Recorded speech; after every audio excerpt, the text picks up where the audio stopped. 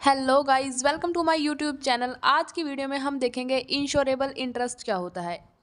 तो insurable interest को हम डेफिनेशन से शुरू करते हैं। According to Peterson, insurable interest is a relation between the insured and the event insured against so the occurrence of the event would result in substantial loss और injury of some kind to the insured. तो basically ये है, एक relation है जो insured person है और उस जो इवेंट है जिसको इंश्योर्ड करवाया है उस पर्सन ने, उनके बीच का रिलेशन है।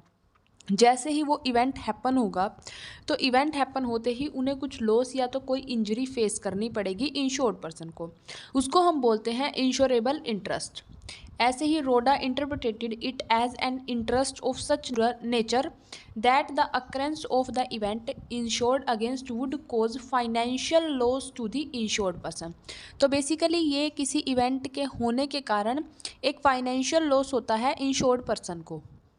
अब देखते हैं हम characteristics of insurable interest. Characteristics क्या रहेंगी? There must be some. सबसे पहले है कि कोई ना कोई सब्जेक्ट मैटर होना जरूरी है हमारे पास।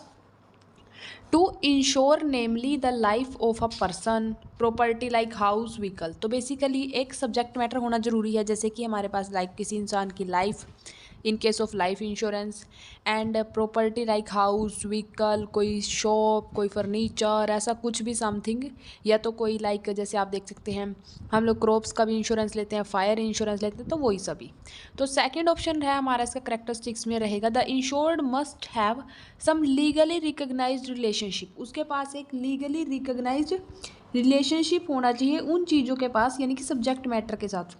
ऐसा नहीं है लाइक मैं किसी और की शॉप को इंश्योर्ड करा रही हूँ या मैं किसी और के घर वालों को इंश्योर्ड करा रही हूँ, मेरा उसके साथ एक लीगली रिलेशन होना बहुत ज़रूरी है।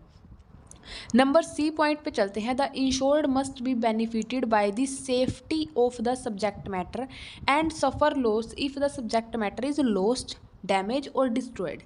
तो बेसिकली यहाँ पर जो है बेनिफिटेड जो पर्सन है वो उसकी सेफ्टी का ध्यान रखना चाहता है, एंड वो क्या चाहता है कि सब्जेक्ट मैटर से उसको कोई लॉस हो रहा है या कोई वो डैमेज हो रहा है सब्जेक्ट मैटर, एंड या तो सब्जेक्ट मैटर के खंडित हो जाने से। नंबर डी पे चलते हैं अब हम।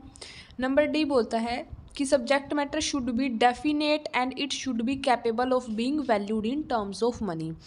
अब एक ऐसी चीज़ होनी चाहिए सब्जेक्ट मैटर हमारे जिसके अंदर से हमारा इंश्योरेबल इंटरेस्ट जो है वो लाइक इंश्योरेबल इंटरेस्ट है जिसमें हमारा वेस्टेड है, तो वो वैल्यू होनी चाहिए उसकी मनी में। ऐसा ना हो लाइक आप किसी के लव अफेक्शन को इंश्योर्ड करा रहे हो, ठीक है, एंड लाइक आप एयर को इंश्योर्ड करा रहे हो, तो ऐसा नहीं होना चाहिए। उसको हम कहीं ना कहीं से उसको मनी में वैल्यू ले सकते हैं उसकी। तो अब हम देखते हैं लाइफ में, इन लाइफ इंश्योरेंस में और प्रॉपर्टी इंश्योरेंस के हम कुछ देखते हैं कि कौन कौन से इंश्योरेबल इंटरेस्ट हो सकते हैं। तो चलिए देखते हैं, शुरू करते हैं हम। लाइफ इंश्योरेंस में क्रेडिटर और डेटर को इंश्योरेबल इंटरेस्ट माना जा सकता है। ये कैसे माना जा सकता है कि हम लाइक कोई क्रेडिटर है, डेटर है, डेटर को क्रेडिटर के अगेंस्ट एंड क्रेडिटर को डेटर के अगेंस्ट दोनों एक दूसरे की लाइफ का इंश्योरेंस करा सकते हैं। लाइक अगर किसी इंसान को किसी से कुछ पैसे लेने हैं या किसी को किसी के कुछ पैसे देने हैं, तो वो दोनों ही एक दूसरे के अगेंस्ट इंश्योरेंस करा सकते हैं। उसके बाद पेरेंट्स का और चिल्ड्रन का भी रिलेशन ऐसे ही है, सेम टू सेम।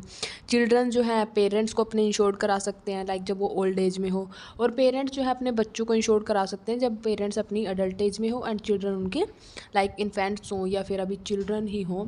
उसके बाद हस्बैंड वाइफ एक दूसरे का इंश्योरेंस करा सकते हैं एंड एक दूसरे से ही वो बेनिफिटेड होते हैं, क्योंकि उसके बाद वंस ऑन लाइफ अपनी ज़िंदगी का भी लोग इंश्योरेंस करा लेते हैं जाके, जैसे कि ताकि उनके जाने के बाद उनके अलार्स को उनके लिए जो फाइनेंशियल लॉस है उन्हें बियर ना करना पड़े। उसके बाद in case of property insurance, lessor और लेसी, वही इनका भी वही रिलेशन है, लाइक वो एक दूसरे को इंश्योर्ड करा रहे हैं। क्यों करा रहे हैं? ताकि उनको लॉस जो है वो फेस ना करना पड़े। उसके बाद लैंडलॉर्ड और टेनेंट में भी यही है, सेम टू सेम, कि इनके रिलेशन ही ऐसे हैं, ये एक दूसरे को इंश्योर इसलिए कराते हैं या यहाँ से इंश्योरेबल इंटरेस्ट जो है वो एमर्ज हो रहा है क्योंकि यहीं से इनको फाइनेंशियली लॉस बियर करना पड़ सकता है।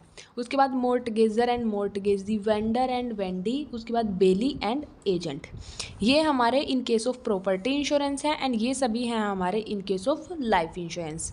आई होप आपको ये टॉपिक बहुत अच्छे से समझ में आया होगा।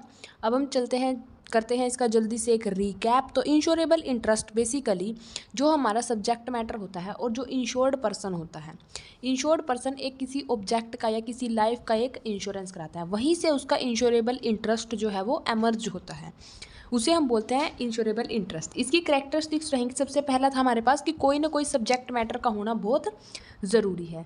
नंबर सेकंड पे उस सब्जेक्ट मैटर के साथ इंश्योर्ड पर्सन का क्या होना चाहिए, एक लीगली रिलेशनशिप होना चाहिए। नंबर थर्ड है कि अगर सब्जेक्ट मैटर डिस्ट्रॉय, डैमेज या डिस्ट्रॉय हो जाता है तो वहाँ पर जो है उस इंसान जो है उस सब्जेक्ट मैटर को सेफ रखना चाहता है। नंबर थर्ड पे है कि वो एक ऐसा लॉस होना चाहिए जिसको हम मनी में कैलकुलेट कर सकते हैं। ऐसे ही लाइफ इंश्योरेंस में इन सभी के लिए हम लाइफ इंश्योरेंस करा सकते हैं।